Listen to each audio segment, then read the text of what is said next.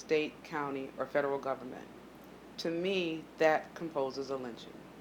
It also has a component where it sends a message out to the community, where bodies were left so that people would see what happens to you when you get out of place, when you pose a threat to black to white businesses. You are competing with whites on a level that they don't see as appropriate, and that is Cheney, Schwerner, and Goodman. They were registering black people to vote. So to me, that's what lynching means. Um, so it almost suggests within your response that the traditional symbol of lynching, which would be a noose and a rope, would not necessarily be required to be quantified as a lynching. No, Okay. no. Those are sort of the logo, but they're not all there is to lynching.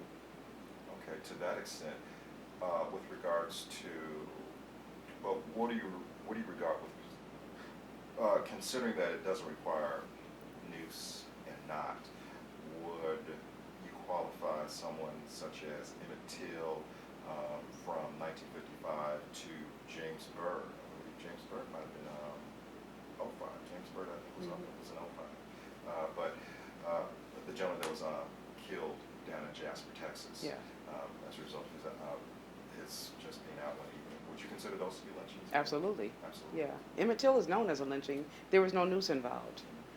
James Byrd was killed because he was black. And I don't think that those people either thought that they would have any punishment. You know, so yes, those are lynchings. Okay. With regards to the Congress apology in 2005, do you think they've done enough? Do you think there's more to go?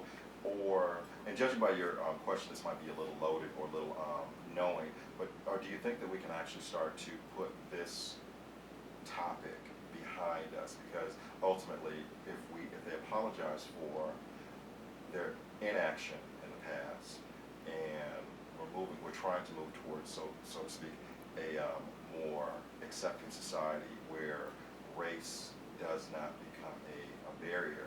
Do you think that this topic has run its course in terms of where it is? And also, do you think that this country has done enough in acknowledgement of the act of murdering people through the act of lynching? No, there need to be truth commissions in the United States. I think that's a big component to what people need to do to move forward. The government needs to say, we're culpable, we're liable, we're wrong.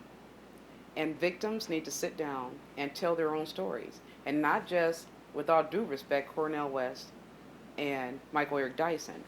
We have people on the ground who need to tell their stories as well. The welfare mother needs to tell why she's there, what her life is like every day.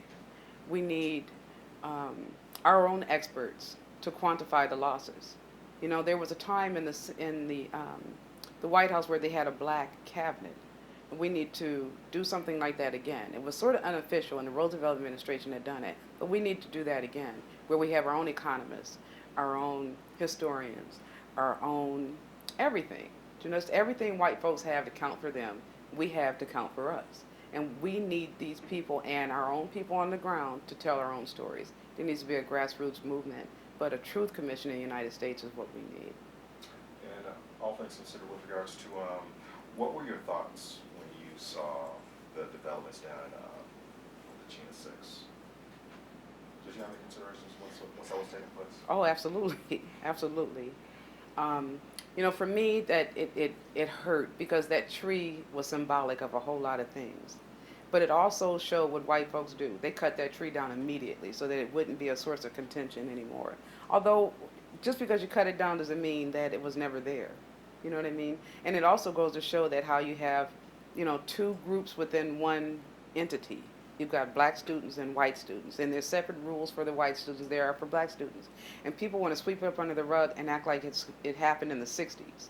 And it's happening today. It's happening now. And now, instead of lynching, our black folks are treated unfairly by the penal system. That's the new rope.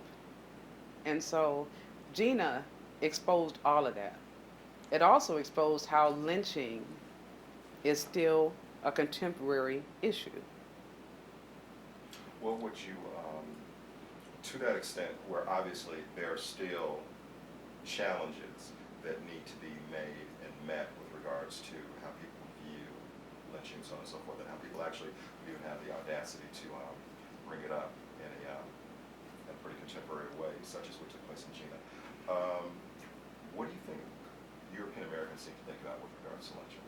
What do you think they're, how should they view lynching in their history to lynching? They need to look at how what their ancestors did and how it affected black folks. So in other words, again, I'm North because of a lynching.